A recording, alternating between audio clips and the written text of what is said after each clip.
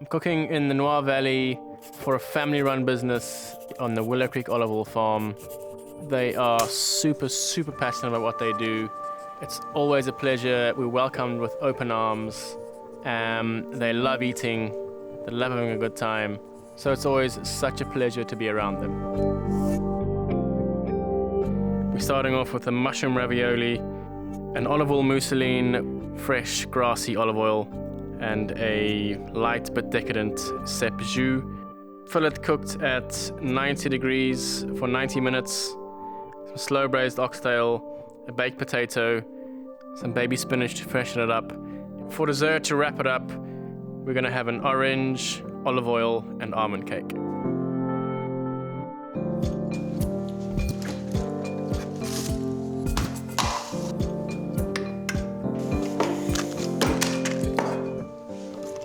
Before I start today's prep, just gonna make myself a really, really fast smoothie. Frozen bananas, always freeze your bananas. I like my smoothies really cold, I like it really thick. Don't use ice, tend to thin it out a bit. I wanna really almost struggle when I suck that smoothie through the straw. So just your frozen bananas in, maybe a little bit of color, the mango. Doesn't really matter if there's a little bit of skin on there. We just really want a nice amount of flesh. Straight in. Some yogurt, some extra luxury. I'm gonna go with an array of nut butters, whichever one's your favorite. Hazelnut, everyone's favorite. Peanut butter, my new favorite, a bit of cashew nut, and some almond. Now you can imagine a lot of really good fats in here. It's gonna keep you going throughout the day. Got a long drive ahead of us as well. It's gonna help keep us energized, keep us full, keep us fueled. Almond milk. Meringue powder, very, very good for you.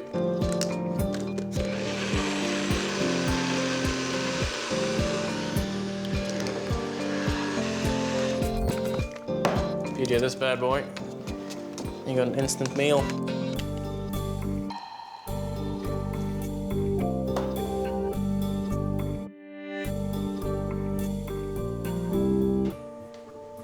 Next up, pasta.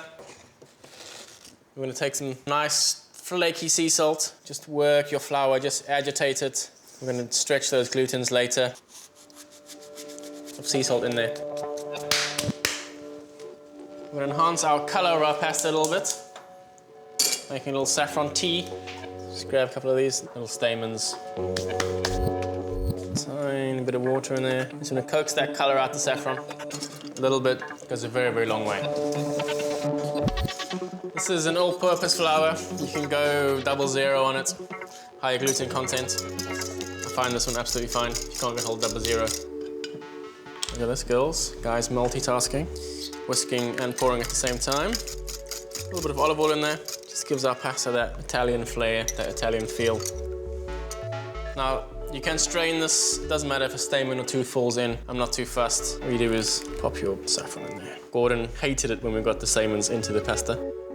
But, you know, I don't think he's eating there tonight, so we'll be fine. Straight in. You can do this in a food processor, you can do it in a machine. Really coax it around. It's a beautiful thing, pasta.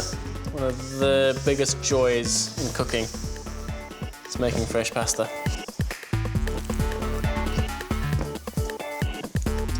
We want a really nice, firm, tight ball of pasta. Our orange is boiling. We're gonna make a really robust almond, orange, olive oil cake. You're gonna know you've had a dessert after you've eaten that.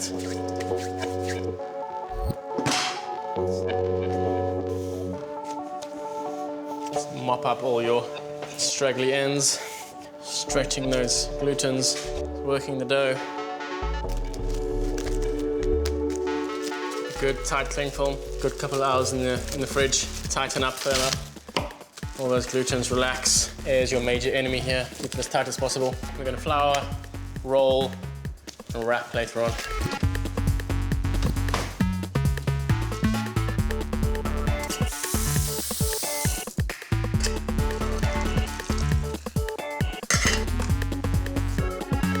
onto the king or queen, whatever you want to call it, of beef cuts. Well, depends how you look at it.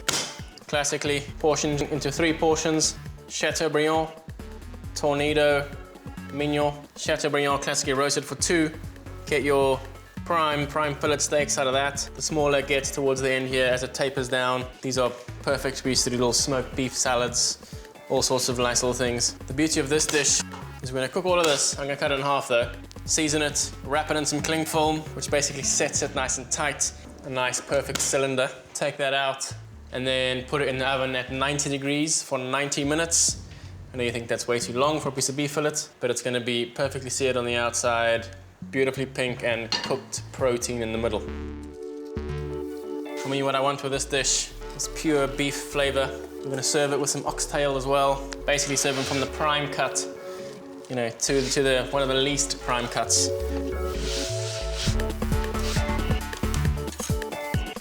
Goes there. Let's pop that in half.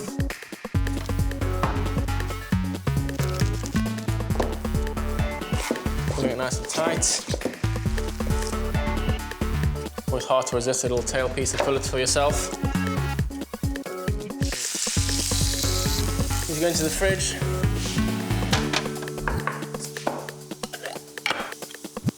Mayonnaise, mustard.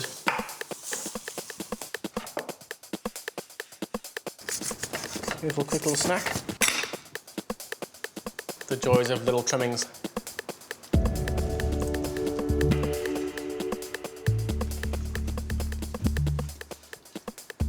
Beautiful South African beef. That's what you should be eating.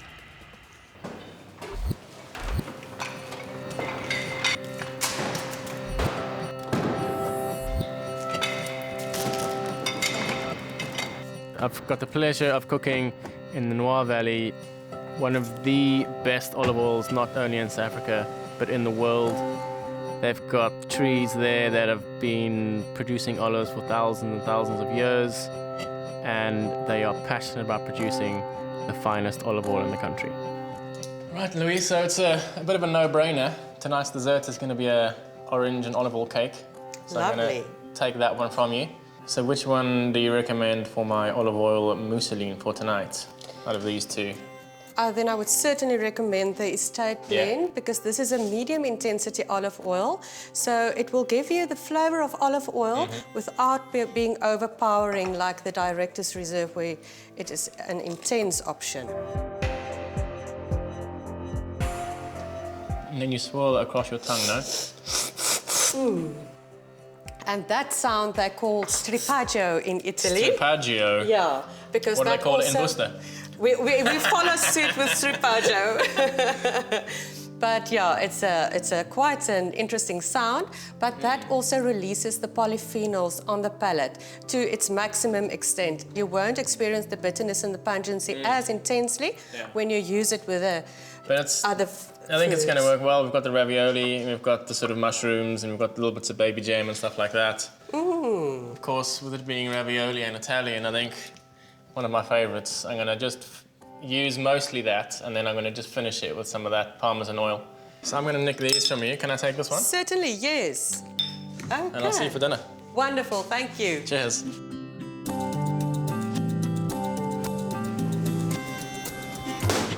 One of the stars of tonight's dishes, of course, ever expensive beef fillet. We can do something nice and different with it though. Because we've got a convection oven here, we can set the temperature to an exact temperature. 90 degrees, 90 minutes. All I'm gonna do is run it through a hot grill pan. Nice charred markings, beautiful pink inside. Straight into the oven.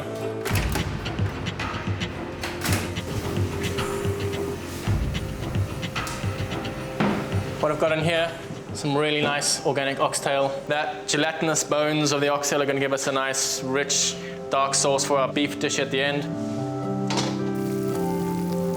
Over here, some dried porcini, dried ceps. Going to go over the top of our beautiful mushroom raviolis. Chaufon, for a better word, is on there, just some boiling water. We're going to make the raviolis, we're going to blanch them. So just staying one step ahead in the game is the way forward. Boil the oranges, a couple of hours, seeds, skin, the lot. They go into a blender. Got my dry ingredients over here. Ground almonds, a little bit of baking powder, some icing sugar. Let's mix those together. Just toss it around, you don't need to sieve it. Some of the olive oil going in, or the blood orange oil, sorry. Give it a quick blitz first up.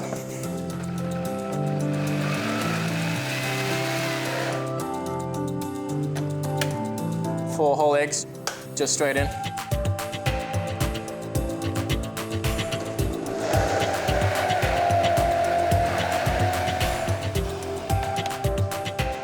Sometimes your oranges are a little bit juicier than normal. Might contain a bit more liquid.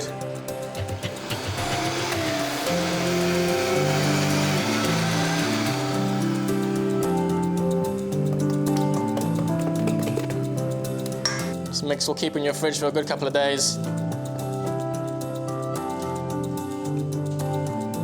It's gonna be quite a dense cake. So, one thing off the list, what we're gonna do for the dessert then is make a whiskey blood orange crème fraîche. As the guests sit down, pop this in the oven, goes about 40-45 minutes.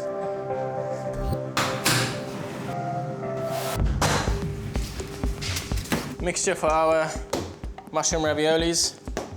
We've got here some really nice mixture of mushrooms. You can use whichever you like. Tiny bit of parsley in there for some color. So then all we're gonna do is bind it with our chicken mousse. Yet again, to lighten it slightly. A little bit of cottage cheese in there. I like those little flecks of cottage cheese running through it. Chicken breasts, straight into your blender. Very important, your chicken breasts and your cream are cold, otherwise it is gonna split.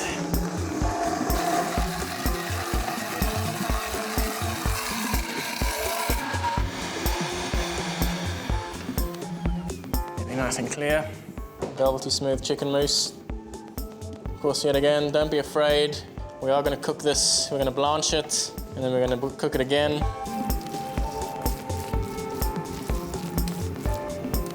What we're going to do, we've got a tray there.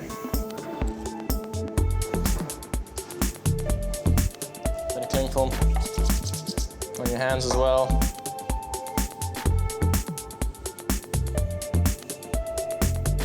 Of course, with things like raviolis, especially things like raviolis, if you're serving 8 customers, 8 clients, you need to make 9 or 10. There's always a chance of one splitting. Put these straight into the fridge like this.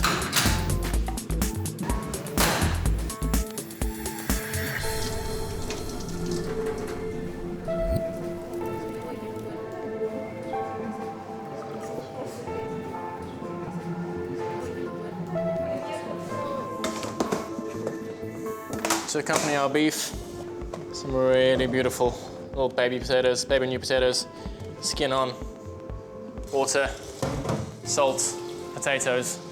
So much flavor in that oxtail, so much flavor in that beef. We're not trying to clash the flavors together. Nice gentle heat. Our ceps, dried, rehydrated mushrooms. Just a little bit of cream. Really luxurious. Of course, as those mushrooms blend, they're going to give it some body. Spike it with a truffle oil. Bit of that. Good whiz.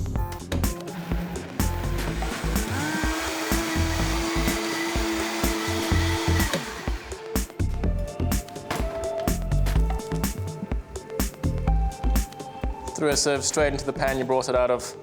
Dash more cream. Just to give it really nice oomph. You're lucky enough to having some really nice cognac lying around. No need to burn that alcohol off, no need to cook it out. We actually want that real sort of, that sharpness working together with those mushrooms. There we go, sauce done. One more thing out the way. And stay there, stays nice and warm. We're gonna make the mousseline, or the cooked egg mayonnaise. Simplest mayonnaise you'll ever make.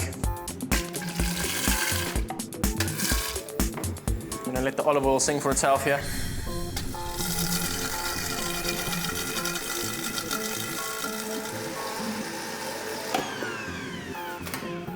Keep this in your fridge up to sort of 5 or 6 days easily. The ravioli is a crowd pleaser It's not a dish you can cook in any kitchen environment. You gotta have enough space to roll the pasta out. It's one of those dishes that I only do for my clients that I know very, very well. Everything nice and well floured. Little makeshift rolling pin. Start it on your highest setting.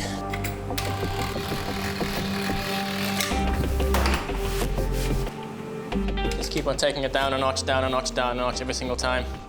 Of course, getting thinner and thinner and thinner and thinner every single time it goes through.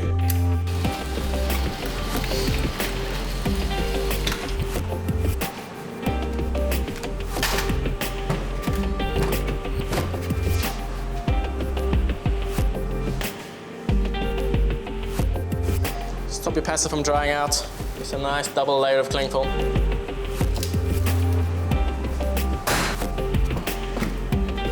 Turn it over. Yet again, a nice amount of flour on there. Tiny bit of egg wash. You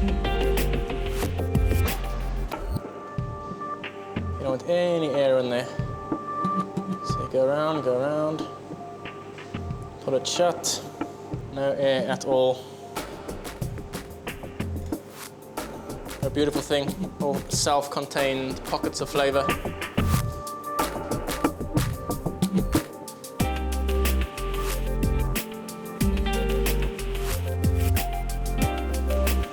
The reason why we blanch these raviolis is to cook that pasta, give that chicken mousse its first setting, its first cooking, straight into ice water, stops the cooking process, and then you have a very, very stable product to work with.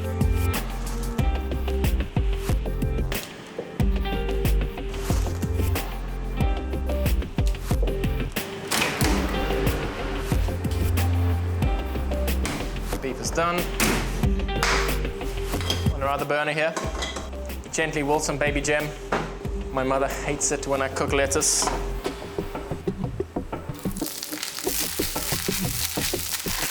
Final flourish for the raviolis especially. 4 minutes onto the plates and gone. And then you start your timer.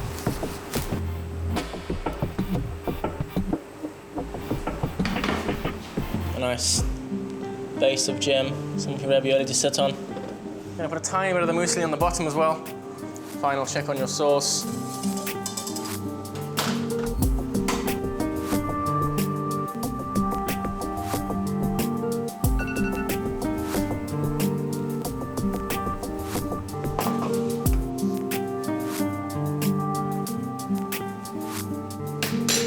One more dot of the muesli in. Nice and generous with this. You want to get this straight out to the client. It's like a delicate little flower. First up, it's a wild mushroom ravioli. A little bit of truffle oil in there.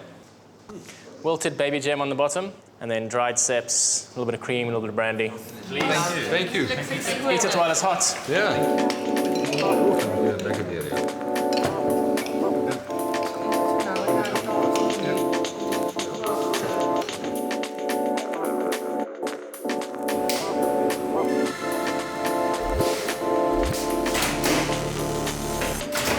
So while they're enjoying their starters, cake goes in. A couple of little finishing items on the main, little finishing touches. Our parboiled potatoes, them really nice smoking hot pans. Half a head of garlic each, straight in. Nice fresh thyme. Snap, crackle. Take your potatoes. Give them break 1 or 2 up. Quite rustic with them.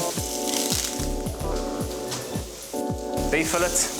Protein's been set there, nicely seasoned, perfectly cooked. We've got our beef sauce over there, which is all our trimmings, our stock, our chicken stock, our bit of oxtail stock. Take this beef sauce to the next level. Some mascarpone. Gently just dissolves in. Back on the heat.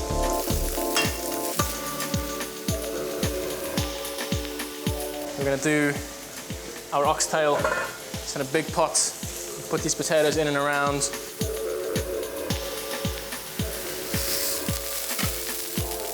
Rest our beef there.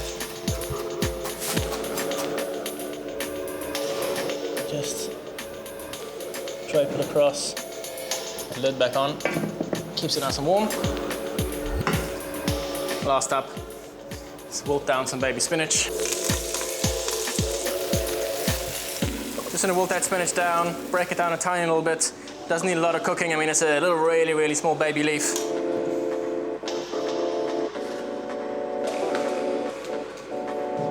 Beautifully cooked fillet. Rest it on our potatoes. Nice delicate pile.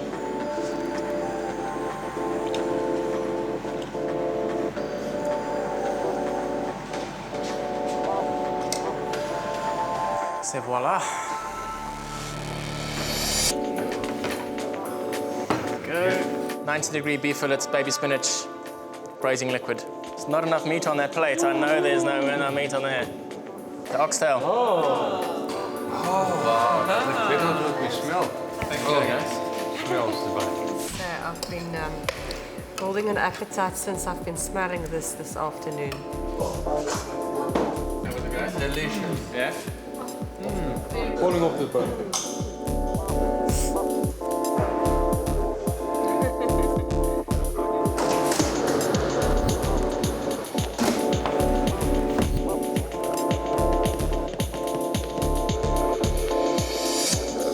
Serve this cake with an ice cream or, you know, just a chantilly. I love a bit of cultured cream with mine. I'm a very cultured person. Blood orange oil.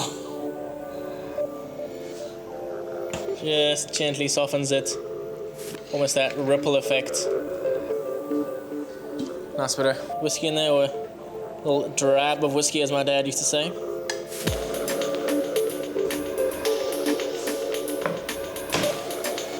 Final little flourish there, a little bit of icing sugar, just to fritzy it up a tiny bit more. Quite a heavy cake. There's pureed oranges giving it an amazing flavor. Little flourish of that olive oil. The orange, it's your famous blood orange oil. Oh, wow. What did you do with it tonight? It's a flourless orange and almond cake with the blood orange oil and the olive oil in it. And then that is just cultured cream, just rippled with the blood orange oil as well. That's it. Simple. Oh, beautiful. Straight away, yeah? Thank you, Neill. This is delicious. Wow. Gastronomical. Yeah, that works. Absolutely. Some of us prefer the oxtail, some of us prefer the dessert. But both in combination is amazing. You can get the oxtail for breakfast tomorrow. Yeah, thank you. Looking forward already. The dessert though. There you go. Yeah.